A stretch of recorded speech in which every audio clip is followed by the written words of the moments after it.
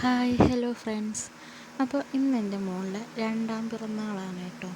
അപ്പോൾ നമ്മൾ രാവിലെ തന്നെ അമ്പലത്തിലൊക്കെ വന്ന് തൊഴുതു കേട്ടോ. ഞാനിങ്ങനെ ആലോചിച്ചു, കാരണം എൻ്റെ മാരേജ് കഴിഞ്ഞിട്ട് 2 വർഷം കഴിഞ്ഞതിൻ്റെ ശേഷമാണ് എനിക്കെൻ്റെ മോൾ വന്നത്. അതിന് മുന്നേ കുറച്ച് ഇഷ്യൂസും കാര്യങ്ങളും ബേബി ഉണ്ടാവാനുള്ള കുറച്ച് കാര്യങ്ങളൊക്കെ, അങ്ങനത്തെ കുറച്ച് കാര്യങ്ങളൊക്കെ ഉണ്ടായിരുന്നു. അങ്ങനെ ഒരു പ്രതീക്ഷയില്ലാണ്ടിരിക്കുന്ന ടൈമിലാണ് ഞാൻ ക്യാരിങ് എന്ന് അറിഞ്ഞതും.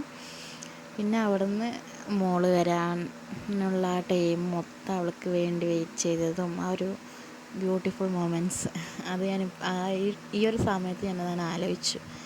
എൻ്റെ മോളെ വയറ്റിൽ കൊണ്ട് നടക്കണ സമയത്ത്, അത് കഴിഞ്ഞ് ഡെലിവറി കഴിഞ്ഞ് അവളെ ഞാൻ ആദ്യമായിട്ട് കണ്ടപ്പോൾ ഉള്ളൊരു എക്സ്പീരിയൻസൊക്കെ പാടെ ഞാൻ ആലോചിച്ചു.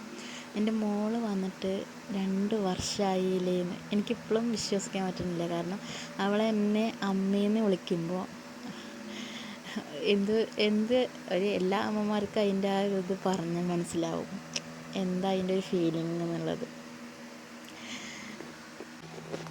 ഏതൊരമ്മയ്ക്കും മക്കളുടെ വിളി അമ്മേന്ന് കേൾക്കുമ്പോൾ ഒരു പ്രത്യേക ഫീലാണ് അല്ലേ. അതുപോലെ തന്നെയാണ് കേട്ടോ എനിക്കും. പക്ഷെ നമ്മൾ അത്രയും പ്രതീക്ഷകളൊക്കെ വിട്ടിട്ടിരിക്കുന്ന സമയത്താണ് അവളുടെ ഒരു എൻട്രി ഉണ്ടായിരുന്നത്. പറഞ്ഞറിയിക്കാൻ പറ്റില്ല, അൺഎക്സ്പെക്റ്റഡ് ആയിരുന്നു.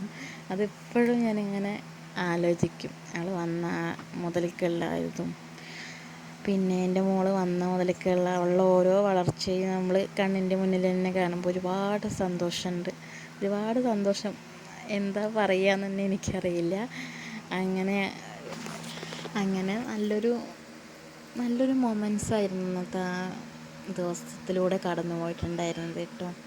അപ്പോൾ നമ്മളങ്ങനെ വൈകിട്ടത്തേക്കാണ് പരിപാടി വെച്ചിട്ടുണ്ടായിരുന്നത്. അപ്പോൾ രാവിലെ അവൾക്ക് സദ്യയൊക്കെ വെച്ച് അകത്തൊക്കെ വിളക്കത്ത് വിളമ്പിയ ശേഷം നമ്മൾ വൈകിട്ട് ഒരു 4-5 മണിക്ക് നമ്മൾ പ്രോഗ്രാം വെച്ചു. നമ്മുടെ ഫാമിലി മെമ്പേഴ്സ് എല്ലാവരും വന്നിട്ടുണ്ടായിരുന്നു കേട്ടോ.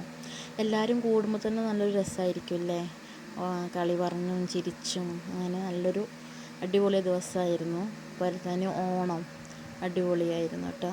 അങ്ങനെ എല്ലാവരും വന്നു, ചെറുതായിട്ട് കേക്ക് കട്ടിങ് ഒക്കെ ചെയ്തു.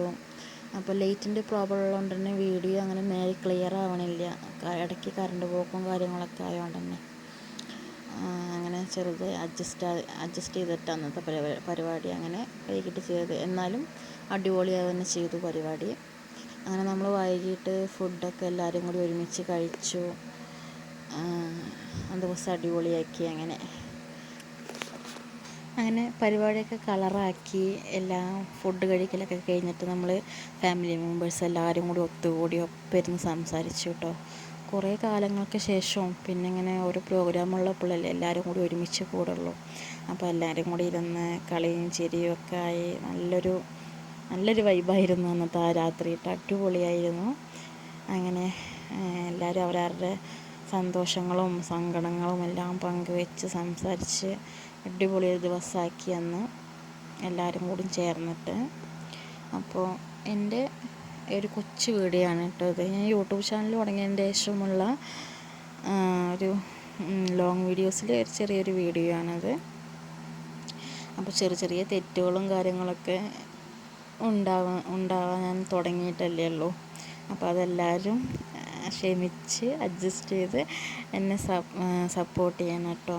എല്ലാവരും സബ്സ്ക്രൈബ് ചെയ്യണം, ലൈക്ക് ചെയ്യണം, ഷെയർ ചെയ്യണം, സപ്പോർട്ട് ചെയ്യണം. അപ്പോൾ എൻ്റെ കൊച്ചു വീഡിയോ ആണിത്. അപ്പോൾ ഇനി വേറൊരു വീഡിയോയിൽ കാണാം കേട്ടോ. Okay, by.